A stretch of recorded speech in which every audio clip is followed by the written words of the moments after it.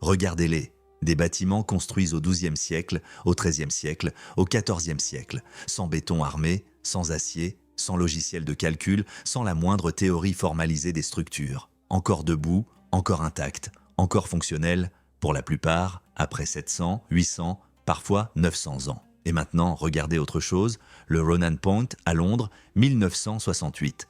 Une tour d'habitation moderne s'effondre partiellement à cause d'une explosion de gaz dans un appartement du 18e étage.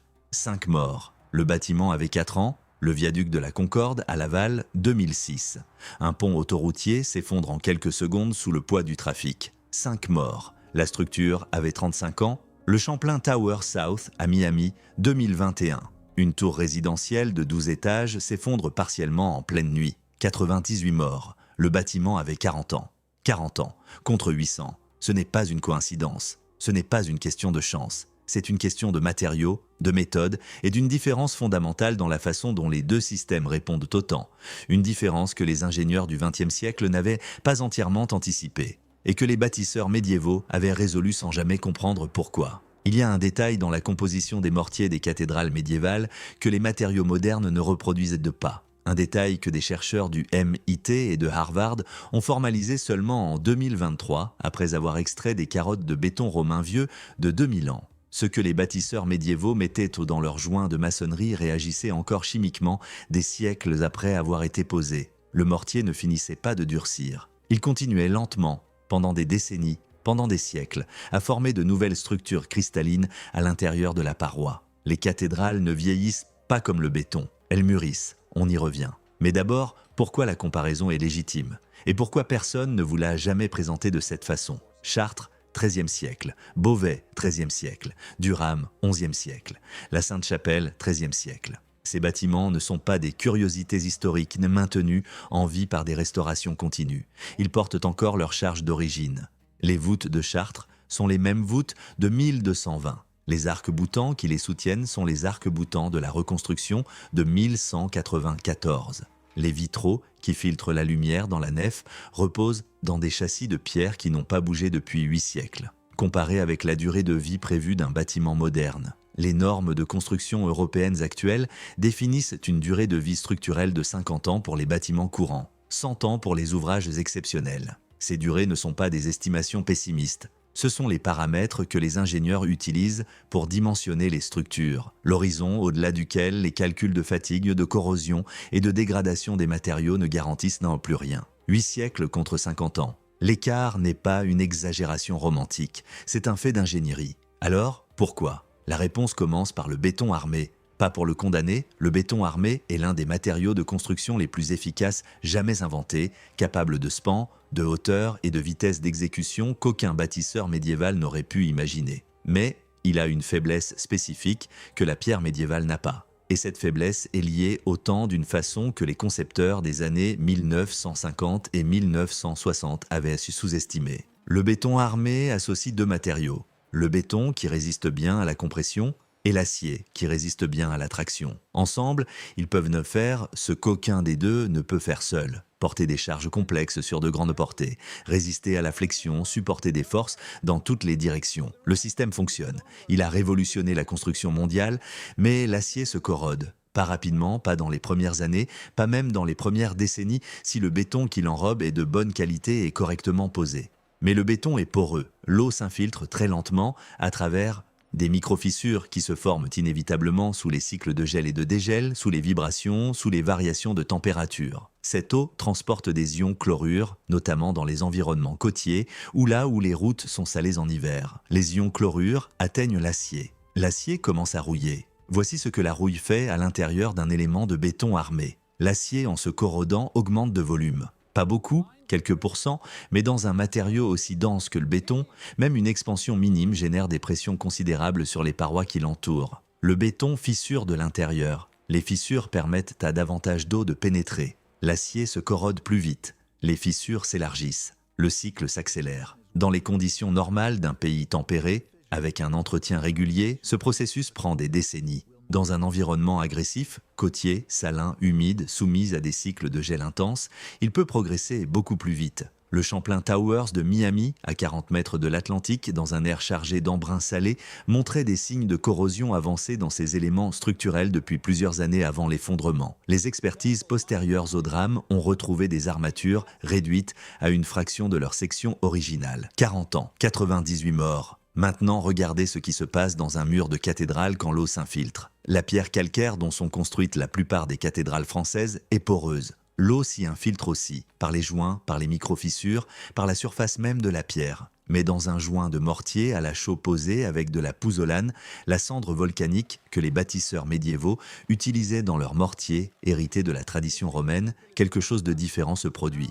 Quand l'eau pénètre dans une micro-fissure d'un joint de mortier à la chaux pozzolanée, elle dissout une petite quantité d'hydroxyde de calcium présente dans le mortier environnant. Cet hydroxyde de calcium migre à travers la fissure. Quand il entre en contact avec le dioxyde de carbone de l'air ou avec des composés siliceux supplémentaires, il précipite sous forme de carbonate de calcium, du calcaire, directement à l'intérieur de la fissure. La fissure se colmate, pas complètement, pas toujours, pas vite, mais de manière mesurable. Les analyses de carottes prélevées dans les murs de la Hagia Sophia, à Istanbul, montrent ce processus à l'œuvre.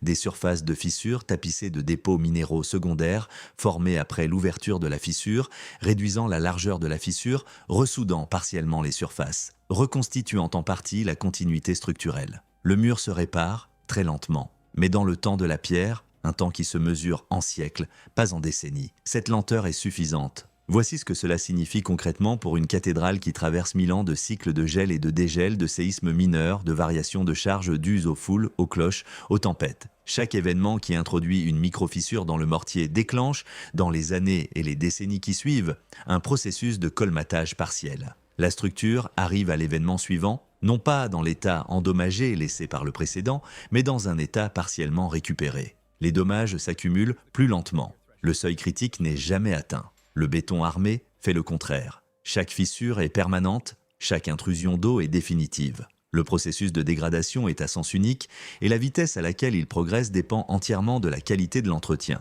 ce qui signifie qu'il dépend entièrement des moyens financiers, de la vigilance institutionnelle et de la continuité politique de propriétaires qui se succèdent sur des décennies. Les cathédrales n'ont pas besoin de propriétaires vigilants pour ne pas tomber. Elles ont besoin de personne. Elles se maintiennent elles-mêmes à l'échelle du temps de la roche. Mais le mortier n'est qu'une partie de la réponse. L'autre partie est la géométrie. Une voûte gothique est un système en compression pure. La pierre, sous la courbe de la voûte, est comprimée. Chaque bloc pressé contre ses voisins, les forces se transmettant de clé en clé jusqu'aux piliers qui les reçoivent et les conduisent au sol. La pierre sous compression ne fatigue pas. Elle ne se corrode pas. Elle ne s'affaiblit pas avec les cycles de charge. Elle s'use en surface sous l'effet de l'air et de l'eau, mais sa résistance structurelle, la résistance qui maintient la voûte en place, reste intacte indéfiniment. Le béton armé travaille très différemment. Les dalles, les poutres, les voiles de béton armé sont soumis à de la flexion, une combinaison de compression et de traction que la géométrie des bâtiments modernes rend inévitable.